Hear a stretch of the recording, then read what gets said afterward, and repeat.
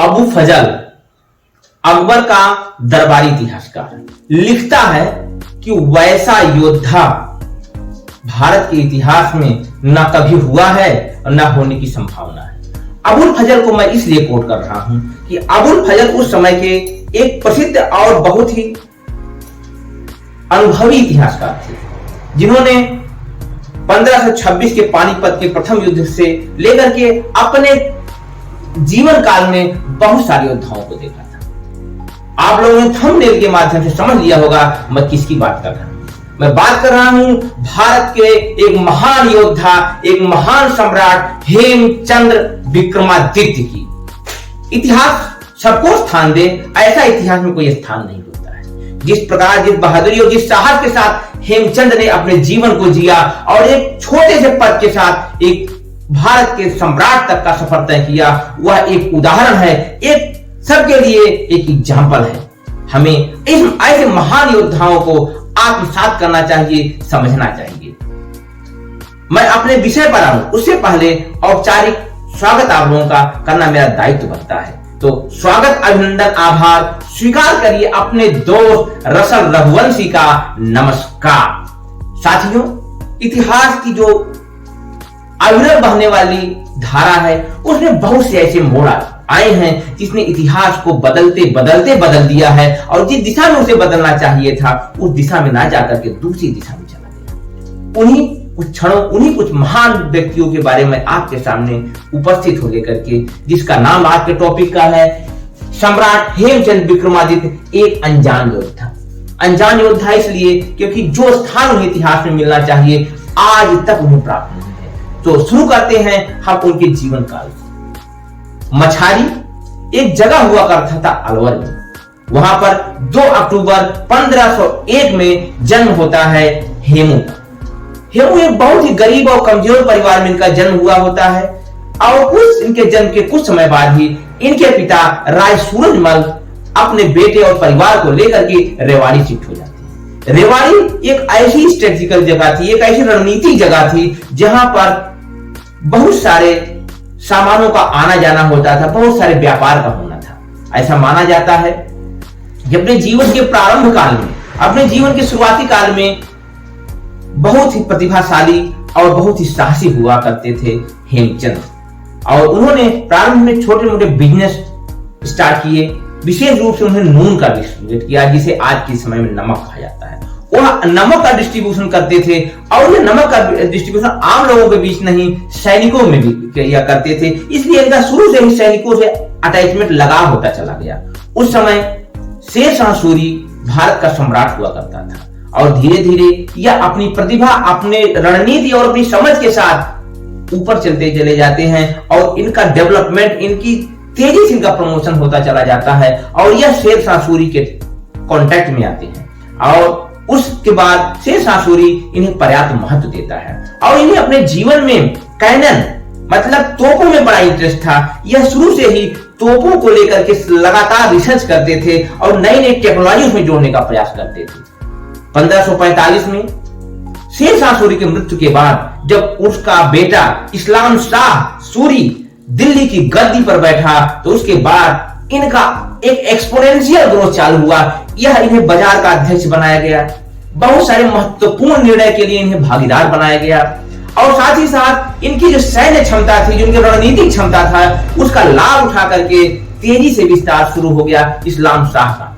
और इस्लाम शाह इतना इन पर विश्वास करता था कि उसका कोई नजीर नहीं थी। सारे निर्णय लेने में इनका बिना इनकी निर्णय के, बिना इनकी सहमति से कोई निर्णय नहीं लिया जाता था। धीरे धीरे समय बीतता गया और इस्लाम शाह 30 अक्टूबर 1553 को इस दुनिया से विदा हो गया। उसके बाद उसका 12 साल का पुत्र फिरोज खान को गद्दी पर बैठाया गया, लेकिन फिरोज खान को मुवारिस खान, जो कि उसका मामा हुआ करता था, उसने उसकी हत्या करवा दी। इस हत्या में हेमू का भी योगदान था और मुवारिस खान आदिल शाह सूरी के नाम से दिल्ली की गद्दी पर बैठा। और उस दौरान सूर साम्राज्य में, सूर वंश में काफी कॉन्फ्लिक्ट होने लगा और पूरा सूर वंश जो है वो पूरे राज्य को 4 भागों में बांट लेता है, जिसे पंजाब, दिल्ली, आगरा और बंगाल होता है। आदिल शाह एक बड़ा ही आराम तलब विलासितापूर्ण जीवन जीने वाला शासक था। उसे राजकाज से ज्यादा मतलब नहीं था, और यही जो वैक्यूम क्रिएट होता है, जो सत्ता में रिक्तता पैदा होती है, उसको जगह भरने के लिए हेमू तेजी से आगे बढ़ा और वह सेनापति, खजांची, सारी बड़े बड़े पदों पर बड़े बड़े निर्णय लेना, बड़ी बड़ी नीतियों का निर्धारित करना, ये सारे कार्य हेमू के हाथ में आ गए। हेमू ने खूब धन कमाया। अबुल फजल लिखता है कि हेमू इतना बड़ा दानवान था, इतना बड़ा दानवीर था कि वह अपने मुलाजिमों में बहुत लोकप्रिय था और वह धन बांटने में उसको बहुत इच्छा, बहुत रुचि आती थी, और उसके जो मुलाजिम थे वह उसके लिए जान देने के लिए भी तैयार रहते थे। इस प्रकार से अपने सैनिक क्षमता, अपनी रणनीतिक क्षमता का लाभ उठा करके तेजी से विकास करता है, आगे बढ़ता है। उसी दौरान घटना होती है और सिकंदर शाह सूरी, जो कि पंजाब का गवर्नर होता है, उसके ऊपर 23 जुलाई 1555 को हुमायूं उसको हरा देता है और पंजाब पे कब्जा कर लेता है। और इस प्रकार से उसकी सेनाएं तेजी से आगे बढ़ती हैं। वह आगरे को जीतते हुए दिल्ली तक पहुंच जाता है। लेकिन दुर्भाग्य हुमायूं का कि 26 जनवरी 1556 को उसकी आकस्मिक मृत्यु हो जाती है। इस बात की खबर जब हेमू तक पहुंचती है तो उसे लगता है कि इससे सुनहरा अवसर अब नहीं मिलने वाला है दिल्ली की गद्दी पे कब्जा करने का। वह अपने सैनिकों के साथ बंगाल से निकल देता है। वह हेमू जो लगातार 22 युद्धों को जीत चुका होता है, वह संभल के गवर्नर अली कुली खान सैबानी, जो कि उसे युद्ध किए बगैर ही भाग जाता है। उसके बाद उसकी सेनाएं पहुंचती हैं आगरा, ग्वालियर, और आगरा का जो राज्यपाल या फिर सूबेदार होता है उस समय का, सिकंदर शाह उज़्बा, वो भी बिना युद्ध किए भाग जाता है। लेकिन दिल्ली में दर्जी शाह, उस समय दिल्ली का एक मुलाजिम कह सकते हैं, हाकिम कह सकते हैं, मुगलों की तरफ से सत्ता पर बैठा होता है। क्योंकि उस समय हुमायूं की मृत्यु के बाद सत्ता पूरी तरीके से स्थानांतरित नहीं हो पाई थी और बैरम खान के संरक्षण में अकबर दिल्ली का एक नाम मात्र का शासन हुआ करता था, जिसकी उम्र मात्र 13 वर्ष की थी। और इस बार दर्दी खान और हेमू के बीच एक भयानक युद्ध हुआ। यह 7 अक्टूबर 1556 की बात है। तुगलक आबाद, वर्तमान दिल्ली का कुतुब मीनार के आज से लगभग 7 मील दूर वह युद्ध का क्षेत्र होता है, जहां पर दोनों सेनाएं बिल्कुल आमने सामने आकर के खड़ी हो जाती हैं।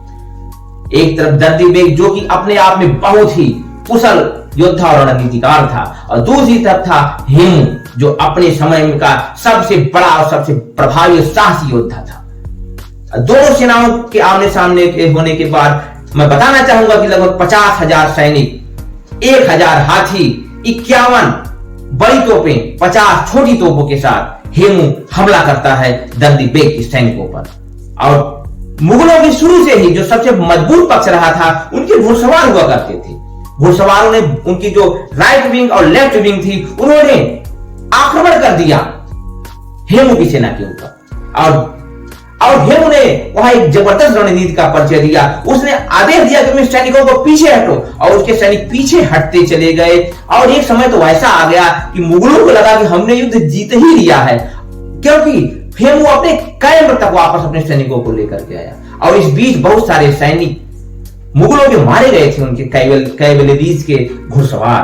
और एकाएक अचानक हेमू ने बीच से हमला कर दिया मुगलों के ऊपर। अब मुगलों के पास कोई बैकअप नहीं रहा था। उनका एक हरावी दस्ता हुआ करता था जो लास्ट में अटैक करता था।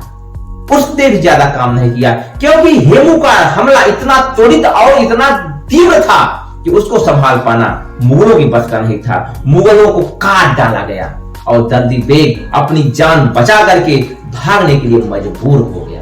और 7 अक्टूबर 1556 को एक भारत की ऐतिहासिक पदवी, जिसका एक स्वर्णिम इतिहास रहा है, विक्रमादित्य, हेमचंद विक्रमादित्य, सम्राट हेमचंद विक्रमादित्य दिल्ली की गद्दी पर पौराणिक रीति रिवाजों का पालन करते हुए अपने आप को सम्राट घोषित करता है। लेकिन इस सम्राट बनने के बाद वह रुकने के विचार में नहीं था। वह चाहता था कि 1540 में जिस प्रकार से शेरशाह सूरी ने मुगलों को भगाया था, उसी तरीके से मैं भी मुगलों को भारत की सीमाओं से बाहर भगा दूंगा और पूरे उत्तर भारत में कम से कम बंगाल से लेकर के लाहौर तक अपनी सत्ता का विस्तार करूंगा। और इसी इरादे के साथ हेमू अपनी सेनाओं को लेकर के उत्तर पूर्व दिशा में बढ़ना चालू कर देता है। और दूसरी तरफ दूसरे कैंप में मुगलों में काफी डर, काफी दहशत व्याप्त थी। वह इधर उधर मारे फिर रहे थे। उसी बीच अकबर के सामने दर्दी बेग और बैरम खां के बीच संवाद हो जाता है, एक दूसरे से झगड़े हो जाते हैं, क्योंकि दर्दी बेग का मानना था कि हमें वापस काबुल जाकर के अपनी नई तैयारियों के साथ हेमचंद्र पर हमला करना होगा, क्योंकि हेमचंद्र इतना ताकतवर और साहसी है कि उसकी सेनाओं का मुकाबला करना वर्तमान के हारे हुए हौसले के साथ मुगलों के बस का नहीं।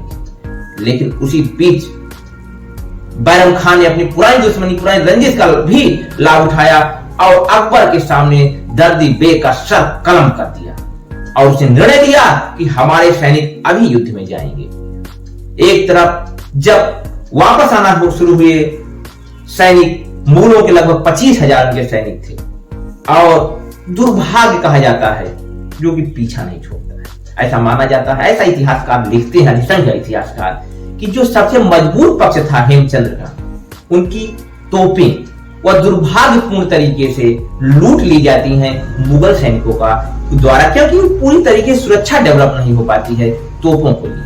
अब हेमचंद का एक मजबूत हथियार हाथ से निकल जाता है, लेकिन हेमचंद इसके बाद भी पीछे हटने के लिए तैयार नहीं होता है। उसे रात में सपना आता है, ऐसा लोगों का मानना है, कि उसका हवाई हाथी पानी में डूब रहा है और उसके ऊपर वह भी बैठ करके डूब रहा है और मुगल सैनिक उसे गले में जंजीर डाल करके उसे पानी से बाहर निकालते हैं। 7 नवंबर 1556 की सुबह जब यह इस सपने के बारे में अपने ज्योतिषियों से चर्चा करता है हेमचंद, तो उन्हें कहते हैं कि संकेत शुभ नहीं है, आपको युद्ध से बचना होगा। लेकिन हेमचंद कहां ही सबका परवाह करने वाला था। वह अपने सैनिकों के साथ पहुंच जाता है पानीपत के उस ऐतिहासिक मैदान में, जहां पर एक इतिहास लिखने का समय आ गया था। इतिहास 2 राहें पर खड़ा था, या तो बदल जाएगा या तो बदल देगा। अभी तक हेमचंद जिसने 22 लड़ाइयां जीती थी, 22 युद्ध जीते थे, उसकी दहशत मुगलों में व्याप्त थी। उन्हें जीतने का कोई भरोसा नहीं लग रहा था, उन्हें नहीं विश्वास था कि वो जीत सकते हैं। और दूसरी तरफ अति आत्मविश्वास के साथ हेमचंद अपने सैनिकों, जिसमें अफगान से लेकर के बहुत सारे सैनिक थे, जिसमें यूपी बिहार के ब्राह्मण, क्षत्रिय और अन्य जातियों के लोग भी थे, संगठित करके वह पानीपत के मैदान में पहुंच जाता है। उसकी सेनाओं का नेतृत्व बाएं तरफ से उसका भांजा राम्या और दाहिने तरफ से सादी खान कक्कड़ कर रहा होता है। युद्ध प्रारंभ होता है और जैसा कि परंपरागत तरीका होता है मुगलों का, उनकी घुड़सवार अटैक करते हैं या राइट विंग लेफ्ट विंग के साथ अचानक अटैक करते हैं बड़ी त्वरित गति से हेमचंद की सेनाओं पर। और दूसरी तरफ बताना मैं चाहूंगा कि अकबर जो कि नाम मात्र का शासक था, मेन जो कमांडर था बैरम खां, वह इन दोनों आप खुद और अकबर को लेकर युद्ध से 8 मील दूर जाकर के कैंप में बैठा हुआ था और युद्ध का नेतृत्व कर रहा था वही संभल का गवर्नर अली कुली खान सैबानी, जिसको खदेड़ा था हेमू ने।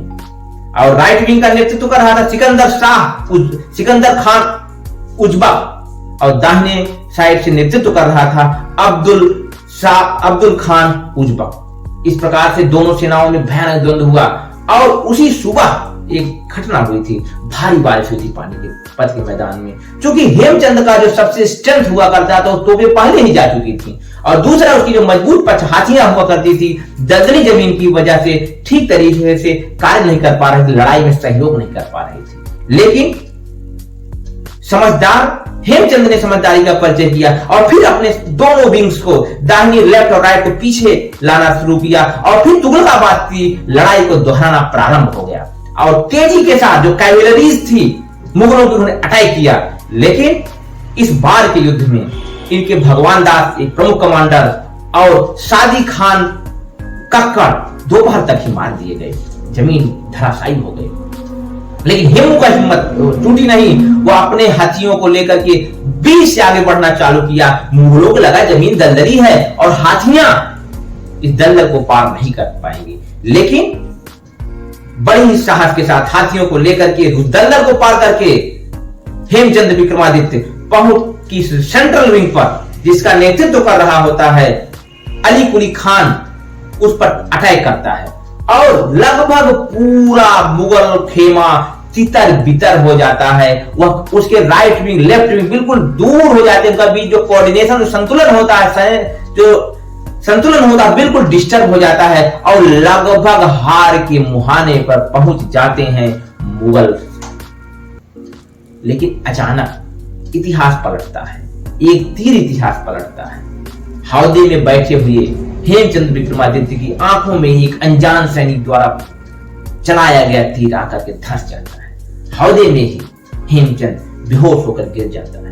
उसका महावर कोशिश करता है कि किसी तरीके से हम इस स्थिति को बैलेंस करें, किसी तरीके से इसको संभालें, लेकिन तब तक यह बात आग में, जंगल में आग की तरह फैल चुकी होती है कि हेमचंद विक्रमादित्य मारा गया। उसके सैनिकों में भगदड़ मच जाती है, हाहाकार मच जाता है और इसी अवसर का लाभ उठा करके मुगल हवाई हाथी को चारों तरफ से घेर लेते हैं और शाम होते होते हेमचंद विक्रमादित्य एक कैदी के रूप में खड़ा हो जाता है बैरम खां और अकबर के सामने। उसे जंजीरों में जकड़ा जाता है। ऐसा इतिहासकारों का मानना है कि बैरम खां अकबर से कहता है कि इनकी हत्या कर दीजिए, लेकिन अकबर मना कर देता है। लेकिन दूसरी तरफ इतिहासकार कहते हैं कि उसने तलवार से वार तो किया, लेकिन वह वार इतना प्रभावी नहीं था कि हेमचंद का सर धड़ से कट सके।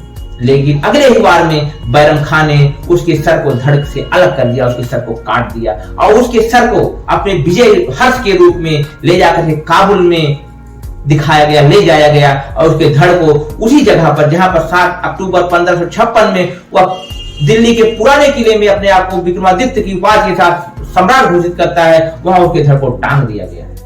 और इतिहास इस प्रकार से जो बनते बनते बिगड़ जाता है और उसके बाद रेवाड़ी में बुजुर्ग पिता हेमू के उनको जबरदस्ती इस्लाम स्वीकार करने के लिए कहा जाता है, लेकिन वह मना कर देते हैं और राय सूरजमल चंद हेमचंद विक्रमादित्य के पिता को भी हत्या कर दी जाती है। उसकी पत्नी बड़े मुश्किल से बच पाती है और मरे हुए लगभग 5000 सैनिकों से, जो कि मुगलों की एक रवायत होती है, उससे नरमुंडों से पिरामिड बनाया जाता है, इमारतें बनाई जाती हैं और पूरा मुगल खेमा जीत के जश्न में डूब जाता है। और इसी के साथ हेमचंद विक्रमादित्य का अवसान होता है और प्रारंभ होता है एक अगले शासक अकबर का उद्भव और उदय।